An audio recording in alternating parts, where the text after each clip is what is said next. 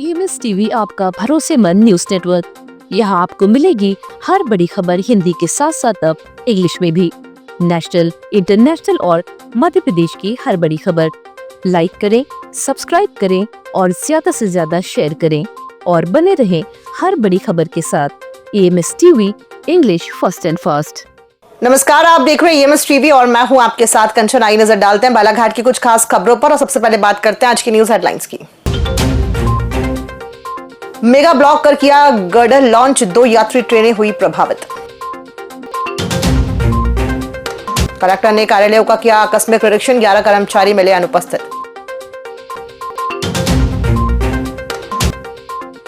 और SDM ने किया शालाओं का आकस्मिक निरीक्षण, बच्चों से किया संवाद। आइए अब बढ़ते हैं खबरों की ओर। बालाघाट वारासिवनी मार्ग पर गर्रा रेलवे क्रॉसिंग में ओवरब्रिज पर सफलतापूर्वक गर्डर लॉन्च कर दिया गया है। वहीं वारासिवनी के वारा रेलवे क्रॉसिंग में गर्डर लॉन्च करने में विलंब हुआ है। इन दोनों ही स्थानों पर गर्डर लॉन्च करने के लिए मेगा ब्लॉक किया गया था, जिसके कारण 2 यात्री ट्रेनें प्रभावित हुई। जानकारी के अनुसार रेलवे द्वारा बुधवार की रात्रि 12:25 पर सुबह 7:30 बजे तक मेगा ब्लॉक किया गया था। इस दौरान गर्रा रेलवे क्रॉसिंग में गुरुवार की सुबह करीब 4 बजे तक 36 मीटर गर्डर लॉन्च कर दिया गया है, लेकिन वारासिवनी में 76 मीटर लंबे गर्डर को लॉन्च करने का कार्य समय पर पूरा नहीं हो पाया। कार्य समय पर नहीं होने से वाया वारासिवनी होकर जाने वाली तिरोड़ी, गोंदिया और गोंदिया तिरोड़ी यात्री ट्रेनें प्रभावित हुई। गर्डर लॉन्च होने के बाद स्लैब का काम शुरू होगा। मार्च माह तक दोनों ओवरब्रिज का काम पूरा होने की संभावना जताई जा रही है। गर्डर लॉन्च करने के दौरान दोनों ही स्थानों पर आवागमन पूर्णतः प्रतिबंधित कर दिया गया था। दोनों ही स्थानों पर राहगीर डाइवर्ट मार्ग से आवागमन करते रहे। मालवाहकों के लिए यातायात विभाग ने अलग रूट डाइवर्ट किया है। शासकीय कर्मचारियों की लापरवाही का नजारा गुरुवार को उस समय सामने आया जब कलेक्टर मृणाल मीणा ने अलग अलग कार्यालयों का सुबह करीब 11:30 बजे आकस्मिक निरीक्षण किया। निरीक्षण के दौरान 11 कर्मचारी अनुपस्थित मिले। ऐसे लापरवाह कर्मचारियों को 1 दिन का वेतन काटने के निर्देश दिए।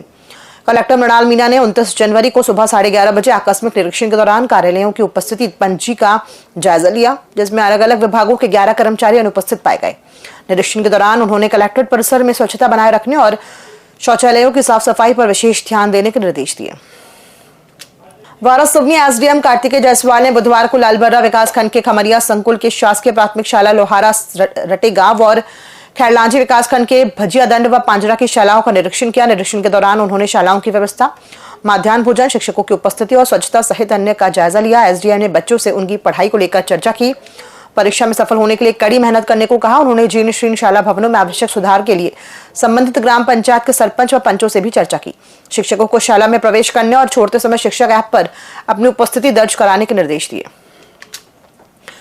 जनपद पंचायत परसवाड़ा के अंतर्गत ग्राम पंचायत उकवा में 29 जनवरी 2026 को 15वां वित्त योजना के अंतर्गत RCC नाली निर्माण कार्यों का भूमि पूजन नवनिर्वाचित सरपंच और पंचों के द्वारा किया गया, जिसमें सबसे पहले वार्ड क्रमांक 9 में सुखदास के घर से रामवती उइके के घर तक RCC नाली निर्माण कार्य का भूमि पूजन नवनिर्वाचित सरपंच श्रीमती रामवती उइके के द्वारा किया गया, जिसकी स्वीकृति राशि 4,03,000 रुपए है। इसी तरह वार्ड क्रमांक 7 में प्रभा चौकसे के घर से शंकर कबाड़ी के घर तक RCC नाली निर्माण कार्य का भूमि पूजन किया गया। 15वां वित्त योजना के अंतर्गत स्वीकृत राशि 6,34,000 रुपए बताई गई। उसके बाद ग्राम पानी टोला में 15वां वित्त योजना की अंतर्गत स्वीकृत राशि 10,07,000 रुपए लागत से RCC नाली निर्माण कार्य सीमेंट गोदाम में पानी टोला पुलिया तक का भूमि पूजन किया गया। CMHO डॉक्टर परेश उपल्लव द्वारा बीते दिनों आयुष्मान आरोग्य मंदिर health and wellness centre Belgaum का आकस्मिक निरीक्षण किया था। निरीक्षण के दौरान स्वास्थ्य केंद्र में ताला लटका मिला। कम्युनिटी हेल्थ ऑफिसर अनुपस्थित मिले, जिसके कारण CMHO ने CHO सुनील पाचे का 3 दिन का वेतन काटने के आदेश दिए हैं। निरीक्षण के दौरान मुख्य चिकित्सा एवं स्वास्थ्य अधिकारी डॉक्टर परेश उपल्लव ने ग्रामीणों से चर्चा की थी। ग्रामीणों ने बताया कि केंद्र में पदस्थ कम्युनिटी हेल्थ ऑफिसर सुनील पांचे मुख्यालय में निवास नहीं करते हैं, दूरस्थ गांव से प्रतिदिन आना जाना करते हैं, जिसके कारण आकस्मिक स्थिति में ग्रामीणों को स्वास्थ्य सेवाएं समय पर उपलब्ध नहीं हो पाती हैं। जांच में यह भी सामने आया है कि निर्धारित मुख्यालय में निवास न करने के कारण 21 से 23 जनवरी तक 3 दिन बेलगांव की स्वास्थ्य सेवाएं प्रभावित रही हैं। खबरों में फिलहाल इतना ही। दीजिए इजाजत, नमस्कार।